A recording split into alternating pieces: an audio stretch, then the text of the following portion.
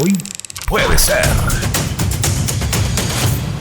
Profesionales en la salud mental, licenciadas en psicología, le damos la bienvenida a la licenciada Victoria Brizuela Doria y a la licenciada Jimena Flores. ¿Cómo están? Bienvenidas nuevamente. Hola, chicas. Hola, ¿cómo están? Tanto tiempo. Bastante, ya la verdad necesitábamos un poco de salud mental nosotros también. Sí, así que por favor que vuelvan bastante. Las chicas, porque ustedes no saben esto, porque ellos traen la columna y después nos atienden a nosotros en privado, porque claro, se dieron cuenta solita, no hubo ni que pedirle. Unas sesiones ahí de autoayuda. Pero bueno, chicas, bueno, contentos de recibirlos nuevamente y más allá de que muchas veces, yo creo que la mayoría de las veces, los temas de los que hablamos en la columna de las chicas no son fáciles. Por eso justamente acudimos a los profesionales.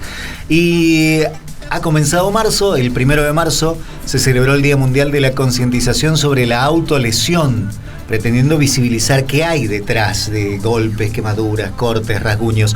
Por eso, repito, como no somos especialistas, queríamos preguntarles a ellas, y ese es el tema del que vamos a hablar hoy, del que nos van a contar, sobre el tema de autolesiones. Bien, la cuestión de las autolesiones es un fenómeno que se está dando actualmente, que antes no veíamos tanto, ¿sí? O al menos no se hablaba de eso, y hoy es muy común en adolescentes, cosa que no hay que naturalizar porque no es un llamado de atención, de que la persona está queriendo llamar la atención, ¿sí? Sino que es un fenómeno súper complejo y significativo. Y por el otro lado también es saber que está bajando la edad en la que se presentan este tipo de comportamientos, como lo hemos hablado también anteriormente con lo que eran los comportamientos suicidas, ¿no? Sí, y las conductas alimentarias. Bueno, lo que surge en eso es como en el común de la gente, bueno, pero antes no se veía mucho de eso, ahora algunos lo dicen de muy mala manera, es moda o quieren llamar la atención, ¿por qué esto no es así? Esto no es así porque hoy en día tenemos emociones avasalladoras, por decirlo así, en donde no tienen la misma intensidad que otros años. Te hablo muchos años atrás. Sí. Hablando de, por ejemplo, de mi infancia o mi adolescencia. Claro, no era común o no hablar de esto. El impacto o los estímulos quizás tampoco son los mismos. Los estímulos no son los mismos.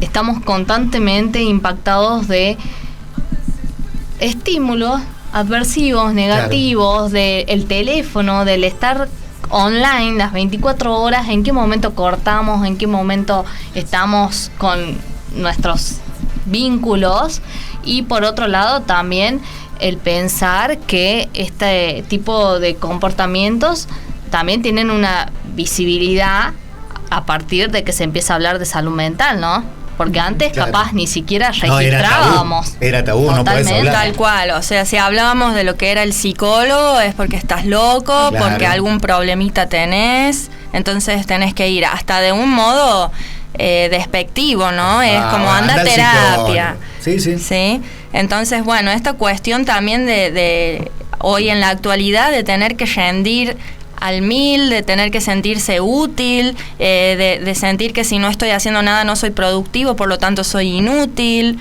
¿no? O también veo mucho esto en adolescentes, el tema de la comparación o el querer o el sentirse menos porque no tienen lo que ven en redes sociales que tiene el otro, que a veces el otro ni siquiera es alguien palpable, sino es un influencer de las redes sociales que desconoces totalmente si realmente tiene lo que tiene. Claro, además nosotros vemos una imagen o un video de una persona súper feliz supuestamente, ¿no? En Instagram, que generalmente es donde más se plasma esta cuestión de la imagen y lo que el otro decide mostrar. Eso también es clave, ¿no? Porque no es que muestran todo, no muestran las 7 veces que se sacaron la foto sonriendo y después dejaron de sonreír y quizás estaban bajoneados. Nadie muestra eso, ¿no? Entonces, toda esta cuestión hace de un impacto aversivo a nuestro psiquismo, es decir, que no nos hace bien, porque empezamos en esta comparación, como dicen ustedes, y ahí es donde yo entro a lidiar con una forma, ¿no?, de lidiar o intentar lidiar con ese dolor profundo, ¿no? Estas emociones abrumadoras que nos empiezan a aparecer en estas comparaciones. Esas emociones son tan intensas que provocan tanto dolor emocional que se presentan estas conductas, ¿no? Para intentar escapar de esas emociones tan intensas, y es una forma de lidiar con aquel dolor psíquico tan grande. Pero también tenemos que tener en cuenta que esta forma de lidiar no es adaptativa, por supuesto, porque no está bueno que le haga daño a mi cuerpo, que claro, es el único que tengo. ¿Y cuántas veces hemos hablado de eso, no? Sí, sí. Además que lo utilizan los jóvenes como una forma de poder expresar lo que sienten, ¿sí? Y cómo regular, una forma de regular estas emociones abrumadoras, avasallantes que estamos hablando. Y cuando nos referimos a eso, hablamos de niveles de una emoción muy alta, ¿no? Que generalmente no a todos nos pasa eso. Pero hay personas que sí sienten el enojo o la tristeza mucho más intenso que cualquier persona. ¿Puedo preguntar algo absolutamente desde el desconocimiento, ¿no? Pero puede tener que ver esto como una acumulación de estrés por el mismo aislamiento al que nos lleva, por ejemplo, la hiperconectividad? Decir, bueno, no descargué a tiempo, no hablé con nadie, no lo conversé, estoy ensimismado y cuando exploto. Sí. Y todos esos que mencionas son factores de riesgo, ¿no? De cuando exploto esto me desborda. No llego ni siquiera a poder realizar algo antes para regular esa emoción, antes de que me desborde, ¿no? Y por otro lado también el darnos cuenta que todo el tiempo estamos impactados por cosas, y ¿qué pasa si no hay una red de contención? Claro. Como vos decías, estoy aislado, estoy solo, no llegué a poner en palabras mi dolor. Y encima te juzgan, ¿no? También cuando contás. Eso me gustaría recalcar porque lo han mencionado casi entre líneas. Es como si nos faltara una educación emocional de que las emociones se comunican, las emociones tienen que exteriorizarse. Si estás enojado, demostrarlo. Si estás triste, llora. Sí. Que salga de una forma física también, porque guardarse la emoción física conlleva después a buscar otras salidas físicas que terminan siendo tan trágicas y tan dramáticas como el tema que estamos hablando hoy. Y qué necesario es implementar en los espacios educativos lo que es la inteligencia emocional, ¿no? En la familia también, el poder hablar, el que nos podamos preguntar cómo estamos, pero cómo estamos realmente, ¿no? Cómo estamos bien en automático, ¿no? Claro, sí, saludos. ¿Y cómo va? Bien. El bien viene automático. Sí, bien, ¿y vos? Sí. También cómo está uno para recibir una respuesta que no es esperada, ¿no? El de pronto, no sé, te pregunto, Gaby, ¿cómo estás? Y me decís, estoy, pero re mal, porque hoy me pasó esto. El estar preparado para recibir la respuesta inesperada, que muchas veces termina siendo una respuesta negativa. Y por ahí pensamos que cómo tenemos que estar preparados. Bueno, no hay que ser psicólogos para estar preparados para eso. Simplemente con escuchar, no invalidar, es decir, no juzgar lo que el otro está pasando. Y en esto nos referimos a decir, ay, bueno, qué sé yo, te peleaste con tu novio, tampoco es tanto. No es para tanto. Hay cosas peores. Se te murió el perro, tampoco es para tanto. Eso es invalidar, por ejemplo, ¿no? Entonces, ¿qué persona va a querer contar que se está cortando, por ejemplo, cuando tenemos estas respuestas a cambio?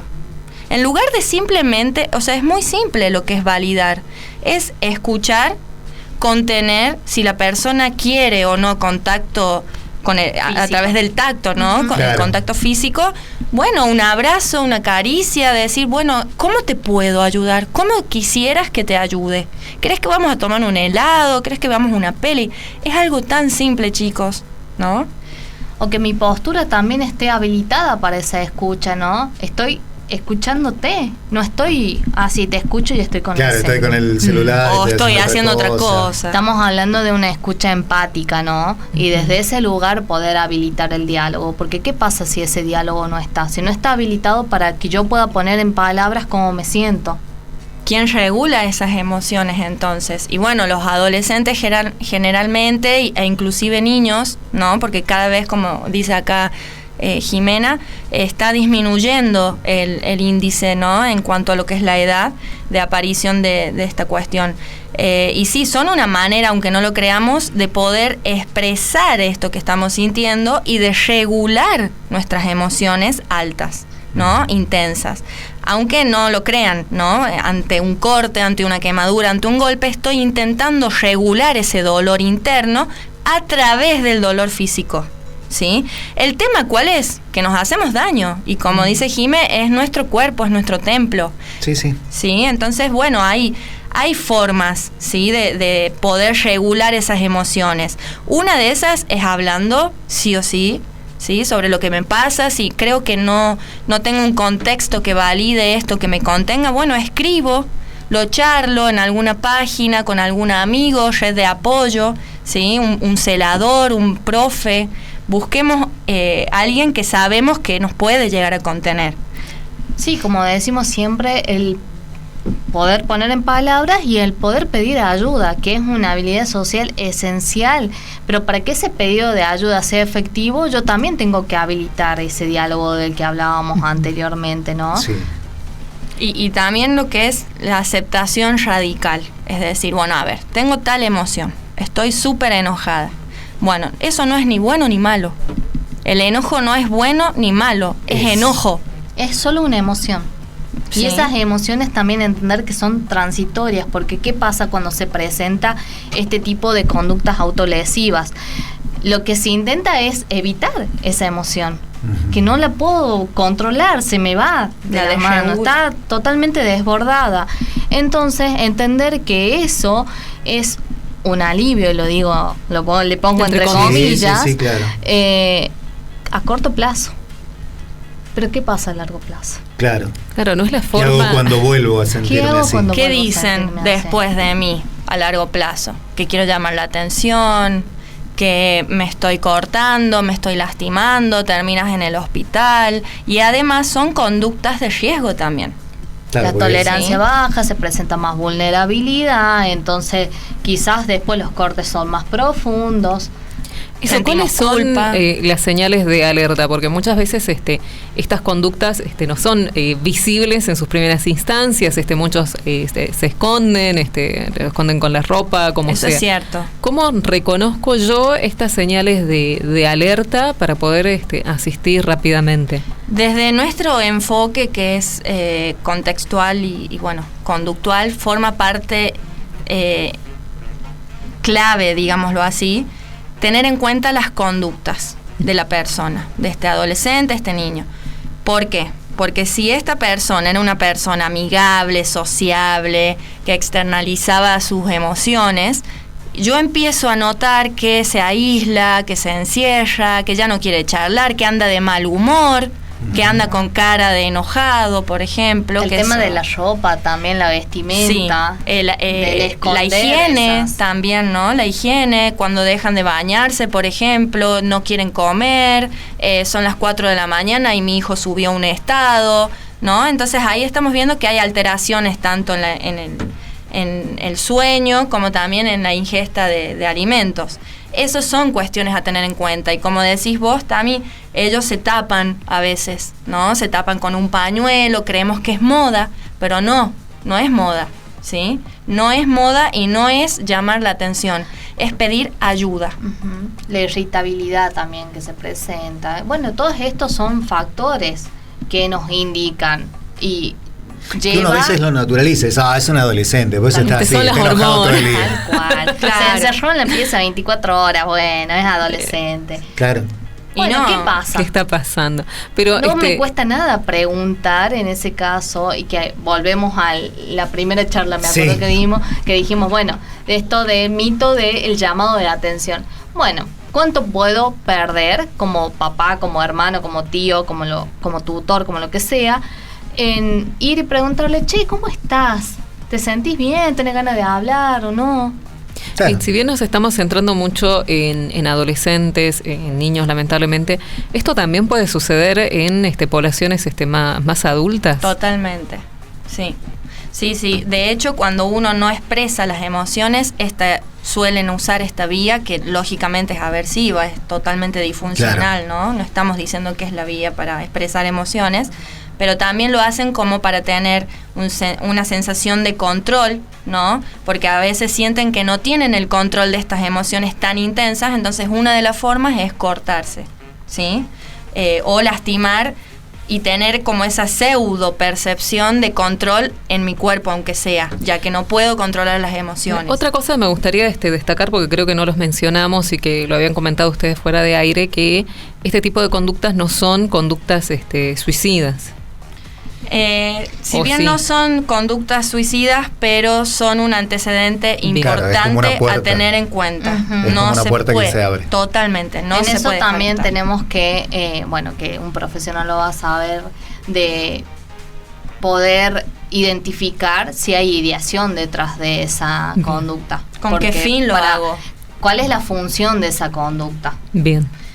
Algunas conductas sustitutivas de la autolesión, por ejemplo, si vos nos estás escuchando y te autolesionás, bueno, algunas conductas desde terapia dialéctica conductual que encontramos, que es otro tipo de terapia que utilizamos mucho para estos pacientes. La más efectiva. La más efectiva y comprobada empíricamente, ¿no? Son terapias basadas en evidencia. Podés, por ejemplo, en lugar cuando tengas ganas de cortarte o de lastimarte o de quemarte o lo que fuera, podés pintar con un bolígrafo rojo, por ejemplo, la piel, en lugar de cortarla, ¿sí? Creando una herida con maquillaje. Podés morder alimentos fuertes como el jengibre, el limón. Podés hacer palmadas, ¿sí?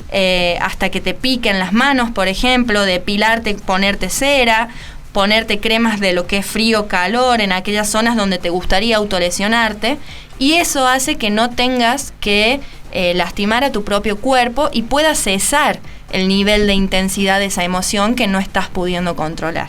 Esto siempre y cuando también acompañado, como decimos siempre, por un tratamiento psicológico, psiquiátrico, lo que sea necesario, para poder abordar el más allá, porque sí, está bien, hago estas técnicas, pero también necesito otras cosas, necesito psicoeducación en lo que es lo emocional, teniendo en cuenta y pudiendo identificar que yo no soy esa emoción, sino que esa emoción aparece y se va, es transitoria, igual que los pensamientos. Y por otro lado, bueno, regulación emocional, habilidades interpersonales, el poder poner palabras, el poder pedir ayuda, habilidades de tolerancia al malestar, bueno, todas estas cuestiones que tienen que ir acompañadas por un profesional. Bien, bueno, nos estamos quedando sin tiempo. Antes de finalizar esta visita de ustedes, que estamos muy contentos que estén aquí con nosotros, me gustaría abordar esto, ¿no? Si yo conozco a alguien que está pasando por esta situación, o si soy alguien que está pasando por esta situación, ¿cómo rompo esa barrera de tener miedo de ir a un profesional a iniciar un tratamiento? Y primero tratemos de poder hablar con alguien de confianza, ¿sí? Y podemos pedirle a esa persona que nos acompañe. Nosotros actualmente tenemos, el hospital, ¿sí? Ante una urgencia, y también podemos ir a las salitas del 107, ¿sí? Las salitas de los barrios, y pedir ayuda. No importa si no hay ahí un psicólogo, ellos te darán un turno, ¿sí? Algún centro cercano. Siempre, bueno, como amigos, como familiares, el poder contener esa situación, como dijimos, el poder habilitar los diálogos, una escucha empática, y por otro lado entender que, y yo siempre lo digo cada vez que vienen nuevos consultantes, no es un espacio fácil y no es fácil admitir que necesito ayuda, pero el después se siente desde un lugar del bienestar, ¿no? Pero es mucho mejor el alivio iniciando un tratamiento que continuando con estas conductas donde no vas a tener solución a largo plazo. Tal cual. Y siempre recomendamos el tratamiento. Vamos a difundir también el contacto profesional de ambas, para quienes deseen, no sé, una primera consulta, un acercamiento. El número profesional de la licenciada Victoria Brizuela, matrícula profesional 396, es 3513-182149, y el de la licenciada Jimena Flores, matrícula profesional 420, es 3825-579072. Ambos números igual los vas a encontrar en nuestras redes sociales. Exactamente, bien. Igualmente, desde ya, chicas, muchísimas gracias por retomar la columna. No nos quedó más tiempo para nada, simplemente agradecerles y bueno, será hasta dentro de 15 días. Perfecto. Muchísimas gracias por el espacio y nos vemos en la próxima. Bien, y le reiteramos entonces a la audiencia, dentro de 15 días ellas van a estar hablando con nosotros. Si quieren dejar alguna consulta, algún tema que les gustaría que abordemos, lo hacen al 3825-606590 o a través de nuestras redes, @hoypuedeser.radio, para que empecemos ya a trabajarlo con las licenciadas. Muchísimas gracias por estar aquí con nosotros. Gracias. Chicos. Hoy puede ser.